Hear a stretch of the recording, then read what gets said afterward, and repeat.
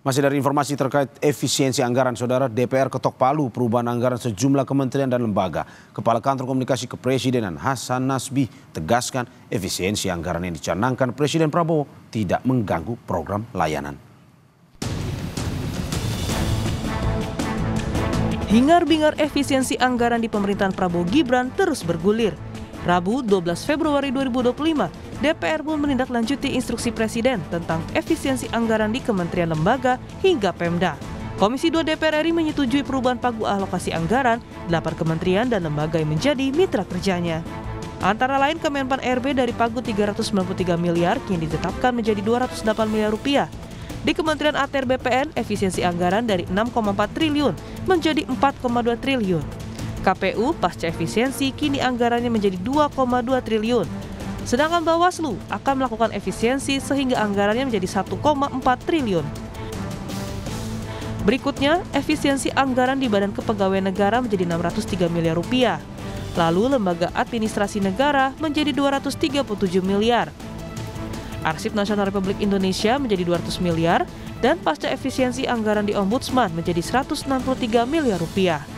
DPR berharap kementerian dan lembaga mitra kerjanya tetap dapat bekerja dengan anggaran yang sudah ditetapkan. Bu Menteri, happy nggak dengan rekonstruksi ini?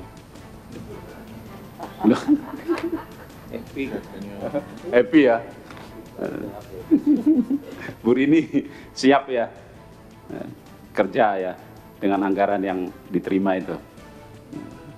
Jangan nanti yang dibilang oleh Mas Aji Subekti itu jadikan alasan ASN ogah-ogahan ya. Enggak ya Bu ya? Oke. Sebenarnya kan ini lebih kepada pengguna anggaran, kalau kita kan lebih banyak membahas dan menyetujui saja. Mas Nusran, ya. Rekonstruksi dapat berapa Mas? Tambahan. Dari rekonstruksi itu, setelah efisiensi kan rekonstruksi. 200 miliar. Ya, besar ya itu ya. Cukup lah ya. Kalau semangatnya tadi sebenarnya rasionalisasi, kata ketua, kan mestinya.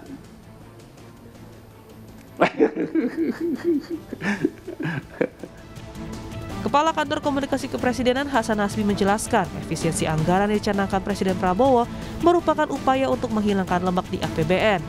Hasan menjelaskan seperti tubuh manusia, menghilangkan lemak tidak akan mengurangi otot.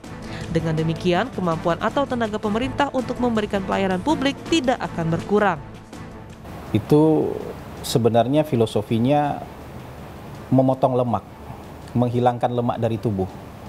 Menghilangkan lemak dari belanja APBN kita. Jadi tidak untuk mengurangi otot. Jadi kalau hanya lemaknya yang dikurangi, itu artinya ototnya segitu.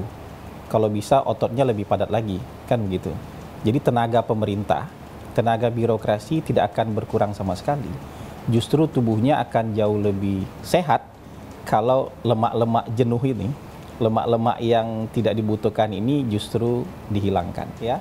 Tidak substansial, ya, tidak ada ukuran-ukurannya yang punya impact bagi masyarakat, ini yang dihemat. Bukan ototnya yang dikurangi, makanya belanja pegawai itu tidak dikurangi. Ya, layak.